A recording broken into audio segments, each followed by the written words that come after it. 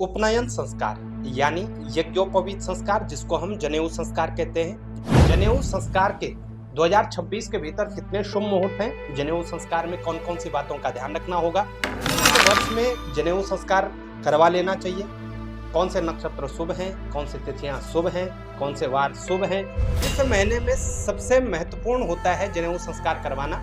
इन तमाम बातों की चर्चा हम इस वीडियो में करने वाले हैं। जन्मना जायते शूद्रः संस्कारात् द्विज उच्यते, वेद पाठात् भवेद विप्रः, ब्रह्म जानातीति ब्राह्मण। प्रिय दर्शकों नमस्कार, बहुत बहुत स्वागत है आपका। आप देख रहे हैं ज्योतिष का विशेष कार्यक्रम, और ज्योतिष के विशेष कार्यक्रम में आज हम चर्चा करने जा रहे हैं जनेऊ संस्कार के शुभ मुहूर्त वर्ष 2026 को लेकर के। प्रिय दर्शकों, संस्कारों की सीरीज चल रही है हमारी, शुभ मुहूर्तों की सीरीज, जिसमें हम गृह प्रवेश, भूमि पूजन, अन्नप्राशन, मुंडन संस्कार, विवाह संस्कार, कर्ण वेदन संस्कार, इन सब के मुहूर्त आपको बता चुके हैं। आज हम चर्चा करने जा रहे हैं उपनयन संस्कार की। उपनयन संस्कार के बारे में आपको संपूर्ण जानकारी देंगे। जानकारी के साथ साथ वर्ष 2026 के शुभ मुहूर्त भी आपको बताएंगे। तो चलिए दर्शकों, शुरू करते हैं वीडियो, और सबसे पहले जान लेते हैं उपनयन संस्कार से संबंधित कुछ विशेष बातें, जिन बातों का ध्यान उपनयन संस्कार करवाते समय हमें रखना चाहिए। तो प्रिय दर्शकों, जैसा कि मैं आपको संस्कारों के बारे में बताता हूँ, सनातन धर्म के अनुसार हमारे शास्त्रों ने गर्भाधान से लेकर के अंत्येष्टि संस्कार पर्यंत 16 संस्कार हमारे लिए निर्धारित किए, यानी 16 संस्कार होने चाहिए। 16 संस्कारों में से 9वां संस्कार है वो उपनयन संस्कार है।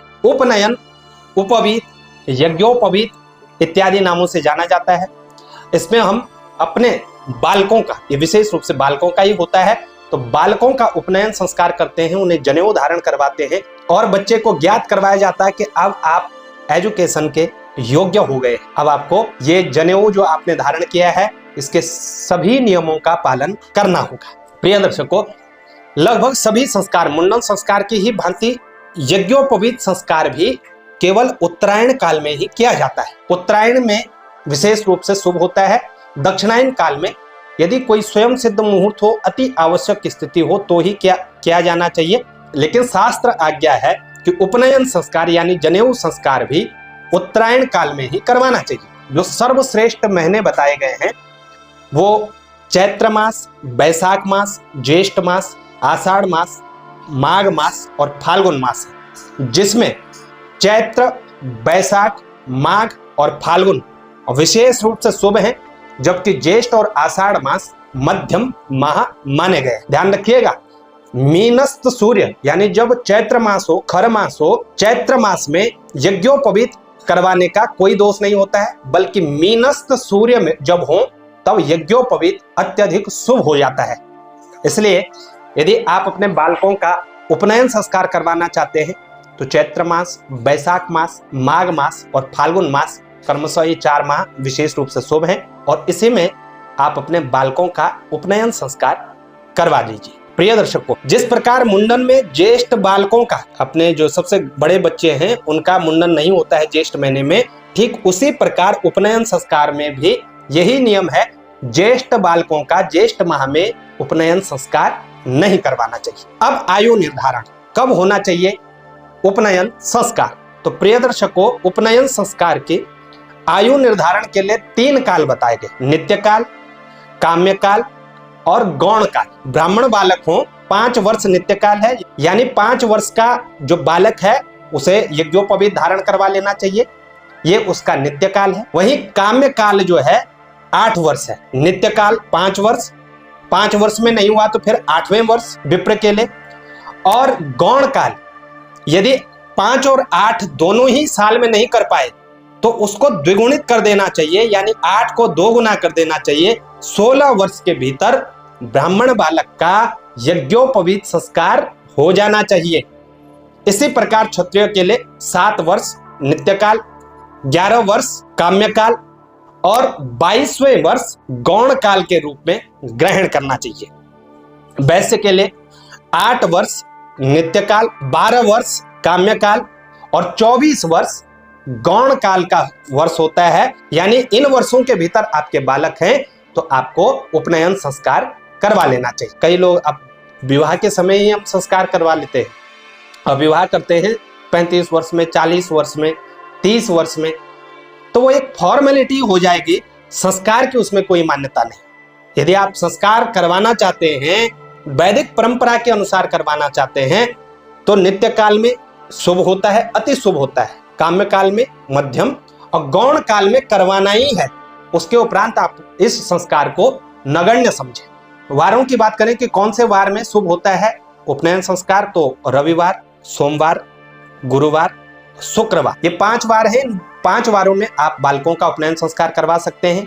जैसे मुंडन के लिए मैंने वार बताए थे, मुंडन वाला वीडियो भी देख लीजिएगा, उसी प्रकार इसमें भी वारों की अलग अलग व्यवस्था है, वो आप मुंडन वाली वीडियो से देख लीजिएगा। तो वार हो गए, महीने हो गए। तिथियों की बात करें तो प्रिय दर्शकों, शुक्ल पक्ष और कृष्ण पक्ष दोनों ही ग्राह्य है।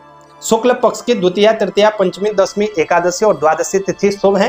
कृष्ण पक्ष की प्रतिपदा, द्वितीया, तृतीया और पंचमी तिथि शुभ है। उसके उपरांत कृष्ण पक्ष की तिथियां ग्रहण नहीं की जाती हैं और रिक्ता तिथियों को छोड़ना चाहिए। रिक्ता तिथियां यानी चतुर्थी, नवमी, चतुर्दशी और अमावस्या पितरों को समर्पित है।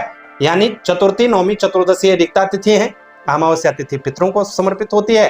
तो इनमें तो भूल करके भी आप किसी भी शुभ कार्य को न करें, रिक्ता तिथियों को छोड़ दीजिएगा। नक्षत्रों की बात करें तो आपको बता दें, ज्योतिष शास्त्र में 27 नक्षत्र हैं। हर नक्षत्र हर कार्य के लिए शुभ नहीं है। उसी प्रकार उपनयन संस्कार के लिए भी कुछ नक्षत्र हैं, वो इस प्रकार हैं: अश्विनी, रोहिणी, मृगशिरा, आर्द्रा, पुनर्वसु, पुष्य, आश्लेषा, तीनों उत्तरा, चाहे वो उत्तराषाढ़ा हो, उत्तरा भाद्रपद हो, उत्तरा फाल्गुनी हो, तीनों ही उत्तरा श्रेष्ठ है। चित्रा, स्वाति, अनुराधा, मूल नक्षत्र, अभिजित, श्रवण, धनिष्ठा, शतभिषा और रेवती, इन नक्षत्रों में आप निसंकोच अपने बालकों का उपनयन संस्कार करवा सकते हैं। इसके साथ प्रिय दर्शकों, जब भी जिस बालक का संस्कार जो बालक है उसकी राशि के अकॉर्डिंग भी विश्लेषण करना होता है। जिस दिन आप अपने बालक का संस्कार करवा रहे हैं उस दिन चंद्रमा की स्थिति क्या है, चंद्रमा 4, 6, 8, 12 इत्यादि में ना हो, चंद्रबल की स्थिति, ताराबल की शुद्धि, लग्न शोधन, ये समस्त बातों का ध्यान रख करके ही हमें मुहूर्त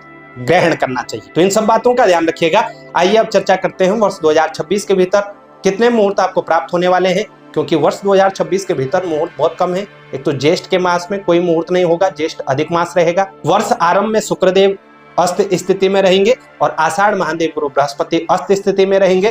तो इन सब की कटौती करके कुछ ही मुहूर्त आपको प्राप्त होते हैं। उन मुहूर्तों में आप अपने बालकों का यथा योग्य दिन देख करके उपनयन संस्कार करवा सकते। तो फरवरी माह से ही मुहूर्त स्टार्ट है और फरवरी में 4 फरवरी, 19 फरवरी, 21 फरवरी 2026 के भीतर आपको उपनयन संस्कार के शुभ मुहूर्त प्राप्त होंगे। फरवरी लास्ट वीक से लेकर और मार्च फर्स्ट वीक में होलाष्टक रहेगा, तो होलाष्टक में संस्कार नहीं होता है, लेकिन चैत्र मास में होता है। चैत्र मास की शुक्ल पक्ष की यानी पहला जो नवरात्रा है उसमें भी आप निसंकोच उपनयन संस्कार करवा सकते हैं। उसके अलावा 20 मार्च, 28 मार्च, 29 मार्च 2026 इन तिथियों को ग्रहण करके आप उपनयन संस्कार करवा सकते हैं।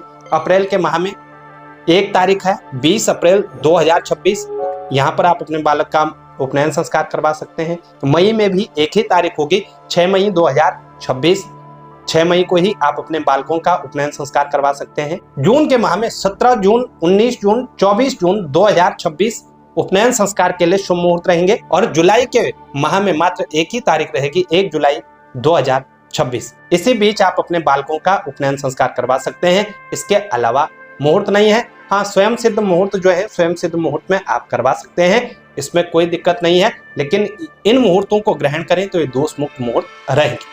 तो कैसे आपको ये जानकारी लगी हमें उसे बताएं। जानकारी अच्छी लगे शेयर जरूर करिएगा। वीडियो से रिलेटेड या ज्योतिष से रिलेटेड कोई भी प्रश्न आप पूछना चाहते हैं तो ये हमारे नंबर है, नंबरों पर आप संपर्क कर सकते हैं। आज के लिए इतना ही, हमें दे इजाजत, तब तक के लिए नमस्कार।